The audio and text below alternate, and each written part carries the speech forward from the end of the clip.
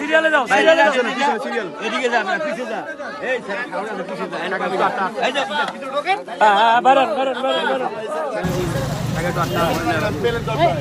Councillor প্রার্থী মীর ইমরান হোসেন মিথুনের উদ্যোগে টানা চতুর্থ দিনের মতো দুর্গত মানুষের মাঝে রান্না করা খাবার বিতরণ করা হয়েছে। সিরিয়ালে যাও, সিরিয়াল এদিকে যা, পিছে যা। এই স্যার খাওয়া না, পিছে যা, এনাকা আমি এই যে ভিতরে ঢোকেন। বিএনপির ভারপ্রাপ্ত চেয়ারম্যান তারেক রহমানের নির্দেশনায় পল্লবীর উত্তর কালশির পবলক ও ট্যাকের বাড়ি এলাকায় জলবদ্ধতায় ক্ষতিগ্রস্ত পরিবারের হাতে খাবার তুলে দেওয়া হয়।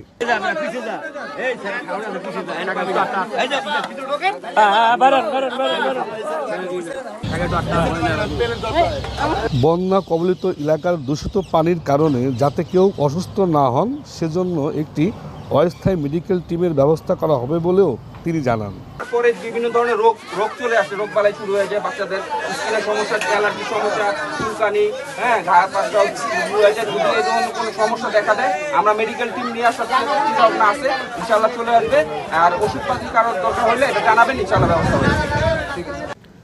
এ সময় মীর ইমরান হোসেন মিথুন বলেন, দুর্যোগে অসহায় মানুষের পাশে দাঁড়ানো আমাদের নৈতিক ও মানবিক দায়িত্ব। বন্যায় যে জলাবদ্ধতা তৈরি হয়েছে প্রবল বৃষ্টির কারণে, এই বৃষ্টিতে তো পানির স্তর তো সব জায়গায় সারা বাংলাদেশেই আমাদের পানির স্তরটা বেড়ে গেছে। আমাদের বাড়ি সেটাই, এখানেও আমাদের নিচা জায়গা তো সবগুলো বাড়িঘর সব ডুবে গেছে। ক্রমশ পানি, এখনও ভিতরে পানি। আমি কালকে গেছিলাম, যাওয়ার পরে শুকনো খাবার দিচ্ছি, দেখলাম যে তারা চুলা ব্যবহার করতে পারতেছে না, কারণ হলো মাটির চুলা, সবাই কোনো চুলা জ্বলে না।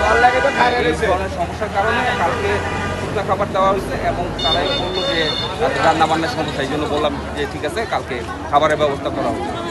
এলাকাবাসীর দাবি, এলাকার সব খাল ও ড্রেন দ্রুত পরিষ্কার করতে হবে, পাশাপাশি দখল হয়ে যাওয়া খালগুলো দখলমুক্ত করে প্রশস্ত করতে হবে। তাহলেই বৃষ্টির পানি সহজেই খাল ও ড্রেন দিয়ে নেমে যাবে এবং জলবদ্ধতা অনেকাংশে কমে আসবে। এ বিষয়ে সিটি কর্পোরেশনকে দ্রুত কার্যকর উদ্যোগ নেওয়ার আহ্বান জানান তারা। মূল সমস্যা যেটা আমাদের এই এলাকার 10 নম্বর থেকে 3 নম্বর ওয়ার্ড, 5 নম্বর ওয়ার্ড, তারপরে আপনার দুয়ারি, ওইখান থেকে পানিটা কিন্তু আমাদের এই খালে এসে নামে। এই খালটা যতদিন আমরা পরিষ্কার না করবো, আপনি দেখুন 50-60 বছরে এই খালটা কোনোদিন পরিষ্কার হয়নি। এটা ময়লার স্তূপে ভারী হয়ে গেছে। এখন এখান থেকে পানিটা নামে যায় না, পরিষ্কার করে দিতে পারি।